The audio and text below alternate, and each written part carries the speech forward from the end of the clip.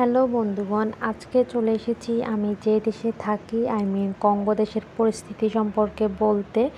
যদি আমার চোখে যা দেখেছি আমি আজকে সেটাই আপনাদের সাথে শেয়ার করব। তো এই দেশে আসার পর আমার রিয়েলাইজ হলো যে না, বাংলাদেশ অন্তত এই দেশ থেকে তো উন্নত আছে, মানে একটু হলেও তো শান্তিতে আছি। মানে এই দেশে আসার পর আমার অভিজ্ঞতাটা এত খারাপ গেছে, এখন চিন্তা করি যে কখন আমি এই দেশ থেকে বাইর হব, কখন বাংলাদেশে যাব।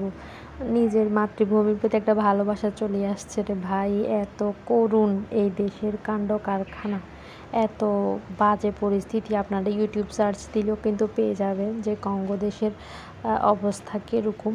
তো দেখতে পাচ্ছেন আমি বাহির হয়েছি, মানে একটু ঘুরতে যাওয়ার জন্য বাইরে হয়েছি, বাট বাইরে কি এগুলা দেখতে পারতেছেন, মানে ট্রাফিকে ছিলাম মনে হয়। মানে ঘর দিয়ে বের হয়েছি যে ট্রাফিকে ছিলাম মনে হয় 6-7 মিনিট, মানে ঘরের রাস্তাটা দিয়ে। তো এরপর যখন গাড়িটা আস্তে আস্তে চলতেছে, এই যে পরিবেশগুলো দেখেন। আমাদের এখানে তো টুকি ওই যে এগুলাকে কি বলে, ছোটো ছোটো দোকান দিয়ে বসে যে রাস্তার মাঝখানে, মানে বাংলাদেশে তো যা ভালোই আছে, এখানে অনেক খারাপ ভাই।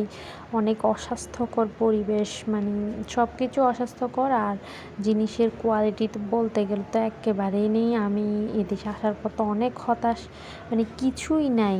না পরার জন্য ভালো কাপড় আছে, না মানে ভালো খাবার, না কি, মানে কি একটা অবস্থার মধ্যে দিয়ে যাইতেছি সেটা শুধু আমরাই জানি। এই যে ফুটপাতগুলো দেখেন, ফুটপাতই বলে এগুলাকে, না ফুটপাতগুলো দেখেন কীরকম অস্বাস্থ্যকর খাবারগুলোর মধ্যে।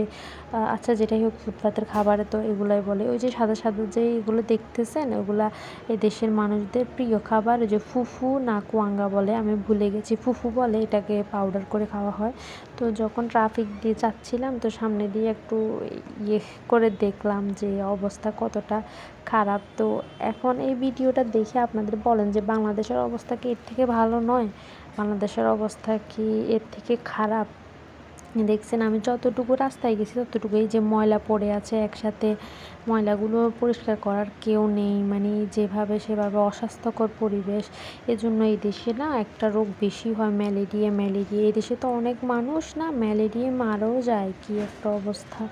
মানে ট্রিটমেন্ট করতে হয়, এরকম অস্বাস্থ্যকর পরিবেশ হলে তো ম্যালেরিয়া হবে। এই যে একটা গাড়ি দেখেন, এটা মানে অ্যাক্সিডেন্ট হয়ে গেছে, দেখে তো অনেক ভয় লাগছিল। মানে এদেশে অ্যাক্সিডেন্টটা অনেক কম।